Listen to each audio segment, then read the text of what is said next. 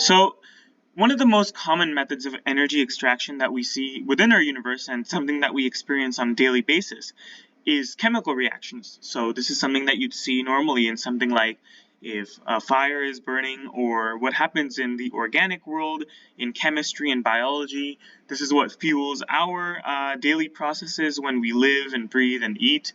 And this is what also fuels plants during photosynthesis. So, what's interesting about chemical reactions is that we think of them as some very efficient reactions, but they're not really efficient at all because they only depend on the outer electron layers of atoms to operate.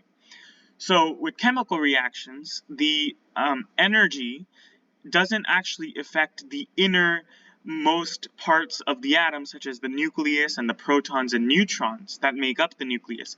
Instead, it only deals with that outer shell and outer layer of valence electrons, and that's basically where most of our chemistry comes from, except for a few kind of weird cases that we see. So taking the next step up on the energy scale, we get to nuclear reactions, which is also something that we've seen here on Earth, and also what fuels the stars in our universe. And so you guys have probably heard of nuclear reactions and how they operate in both the nuclear reactors on Earth and the nuclear bombs that we produce. So nuclear reactors specifically, if we were to focus on that, they rely currently on nuclear fusion. And what happens in this is we take a large, very unstable isotope of an element, such as something called uranium-235, and we hit it with another particle, such as a neutron. And what that does is it takes advantage of that instability, and it splits the uranium up into two lighter elements. But what happens in that process is that a lot of energy is released in that splitting, and so we can use that energy to fuel our needs. And what's interesting about nuclear reactions is that they're way, way more efficient than chemical reactions.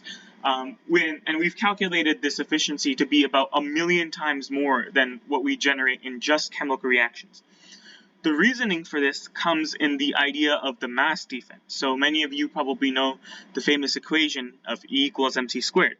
So the reasoning behind that is that when you take even a small mass and convert it to energy, even something infinitesimally small as the splitting of uranium can generate large amounts of energy.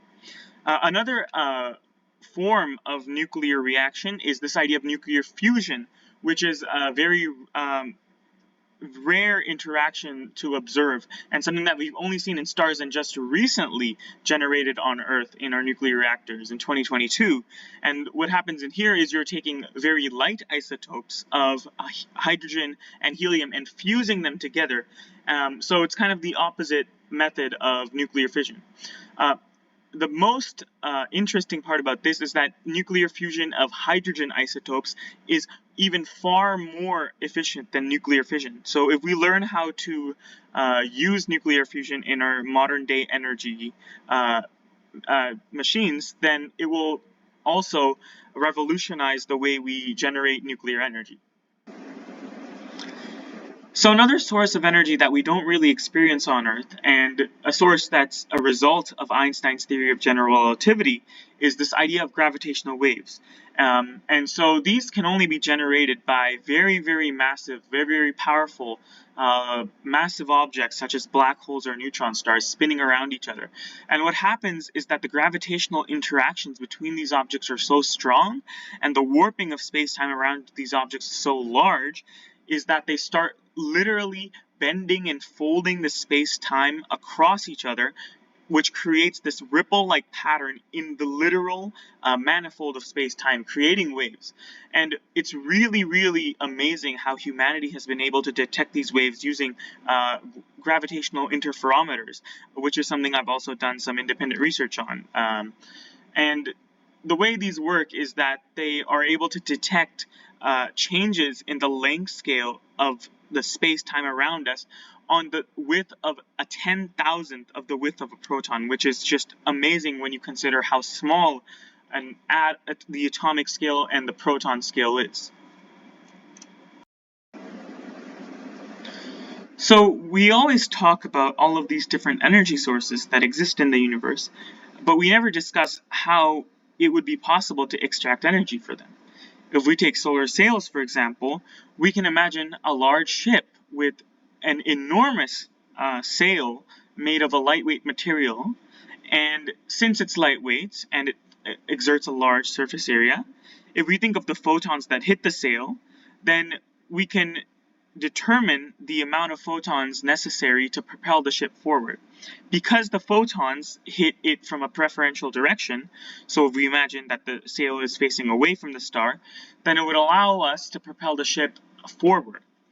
The problem with this, however, is that we'd need such a lightweight and durable material that it would be able to exist over a large surface area and also propel the ship forward without getting torn due to the forces that exist on this material.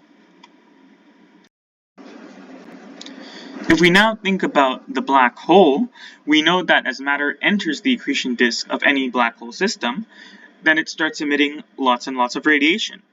What's even more interesting is that black holes are perfect, almost perfect mass to energy converters, and they convert around 40 to 50% of the mass into energy when the mass is spinning around the accretion disk. So if we think about the radiation that's emitted from these large accretion disks, and we think about trapping this radiation around the black hole accretion disk in something like a metal sphere or a ring that encloses the black hole, then it might become possible for us to use that trapped energy and convert it into electromagnetic sources that are readily available for our modern day devices. The problem with this, however, lies in the fact that it becomes almost impossible to place such a large object around a black hole without it getting torn apart by the extreme tidal forces that exist around the black hole accretion disk. Thank you very much for watching, and I hope you guys have a good day.